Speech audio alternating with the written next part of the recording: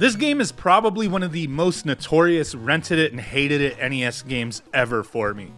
Getting excited for the weekend to spend some time with the NES and a new game was something I really looked forward to back in the 90s. But there were so many times the game I rented felt like a waste, just causing me to set it aside and play something else. So today we're looking back at The Adventures of Bayou Billy and giving it another try. Was I wrong about this one? Developed by Konami and released in 1989, the game had cover art reminiscent of the Crocodile Dundee movies. But this is no romantic comedy about a dude from Australia coming to the US. It's about a former US soldier named Billy, who is now a vigilante from New Orleans who's messed with the wrong criminal organization. And in return, the crime boss kidnaps Billy's girlfriend in order to lure him to his estate and have some kind of final battle. What was he gonna do to Billy? Kill him and then kill his girlfriend? I mean, kind of dark when you think about it, for kids to be playing back in the day, but no one really gave that stuff much thought. We just wanted to beat the crap out of enemies and have a good time. And that's exactly what I thought I was going to be doing. Looking at the box art and the commercials for the game, man, it looked awesome. Beat 'em up stages, driving stages, light gun stages. Holy crap, this seemed like a game worth buying and not just renting. But my weekend wasn't full of beating the crap out of enemies. It was the enemies beating the crap out of me. This game was ridiculously difficult. Starting the game, you are approached by a lone enemy. Okay, we're starting off a little easy here. But man, why is he dealing so much damage to me? Why isn't he dead after a few punches? What the hell is going on? Why does the first guy seem like a mid-level boss? This fool took 11 punches to defeat. And I'm losing a ton of life just in the first screen. This is ridiculous, but let's keep moving.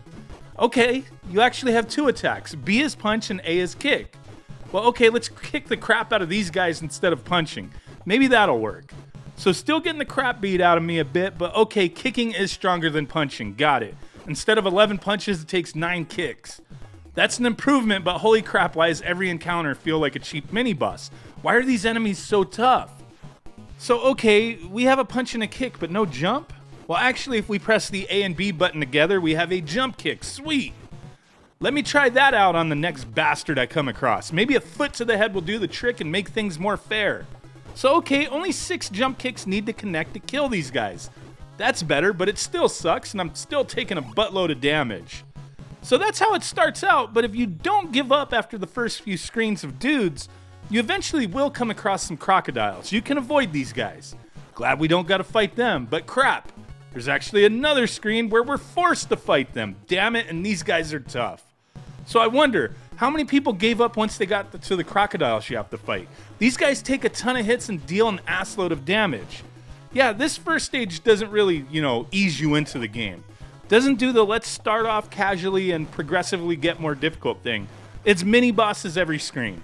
Sometimes just one dude, sometimes 3, maybe some crocodiles, but no matter how many enemies are on screen, you were getting your ass handed to you. If you actually wound up beating the first stage, you got to change it up and play the shooting stage. But these stages were a biatch too. Limited ammo, guys popping up left and right shooting at you. Then if you make it to the boss without dying, you could still die if you didn't have enough ammo. So anytime in these shooting stages, if you run out of ammo, you lose a life no matter how much health you had left. That sucks. Why is the ammo so limited? You need to have perfect aim on these enemies and use a single bullet on each in order to have a chance. Then we got those damn driving stages. Ridiculously tough. Get hit by anything just once and you lose a life. And if you're taking your time and being careful not to get hit by anything, you'll still lose a life because you took too long and the time ran out. Redonkulous is all I have to say. So, back in the early 90s, when I remember renting this game, I know I didn't get very far. And there really is no denying this is a difficult game to play even to this day. But why did I want to revisit it? Well, a few years ago, I remember coming across a Japanese Famicom game called Mad City, and it reminded me of the Adventures of Bayou Billy. There's a reason for that. Bayou Billy is the US port of Mad City. Now, I remember back in the day hearing how some games that came to the West from Japan had their difficulties lowered for whatever reason, but not Bayou Billy. Mad City wasn't the more difficult game, Bayou Billy was. Bayou Billy went through a buttload of changes. Some levels were slightly changed with the layout, some graphics changes, But the biggest change was difficulty. They made the enemies twice as hard. They dealt 2 times the damage and took 2 times the hits to defeat than in the Japanese version. In the shooting stages, you had more bullets in the Japanese version. In the driving stages, you had a more open area to drive to avoid hitting things, but also you had a damn life bar in those stages so you could get hit more than once before dying. Also in Mad City, you never were forced to fight the crocodiles. That's some boo-boo-ness for sure, as they take a hell of a long time to kill. This is ridiculous. Why was Bayou Billy so difficult? I played Mad City all the way through, and it does have some challenge to it, but it feels more fair. So I decided, I gotta give Bayou Billy another chance. So this game, it doesn't have any cheat codes like many other Konami games did, so I guess I have to play it legit. There are Game Genie codes though, but I never used any of those. But I did find one thing out that I never knew. So if you go into the practice stages and complete each one, you will start the game with some advantages that make things a little bit easier. You get a meatball to refill health. I guess just keep a meatball in your pocket, right? Get an extra life and then some extra bullets for the shooting stages. Really didn't know any of that before until I started playing it again. So yeah, that helps a bit. So instead of being an impatient kid wanting to just blast through this game, I approached things more cautiously and calculated. This game is still a biatch, but it got me hooked to get better and keep trying. So I was able to progress further than I ever did as a kid. It was still frustrating, but at times that frustration kind of felt good. Like, I don't know, torturing yourself? I don't know, man.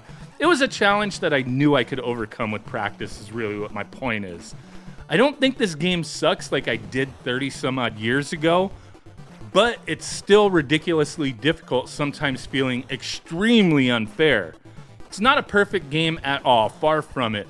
Some of the changes made to the US version are fine, I think, but the difficulty being kicked up to the max in ridiculous ways was a mistake. Bayou Billy could have been looked back on as a top Konami classic, but all most of us think about is how unfair and hard the game was. So I've enjoyed replaying it, and I highly recommend giving the game another chance, or at least play the Japanese version Mad City. There is an English translation available for it if you want to follow along with the cutscenes, but either way you play it, the game's going to be a little challenging, but Mad City's definitely more fair. But going back to Bayou Billy, I can appreciate the game a bit more than I did back when I first played it. It's not as bad as I thought, but yeah, mistakes were made. Thanks for watching. Bye.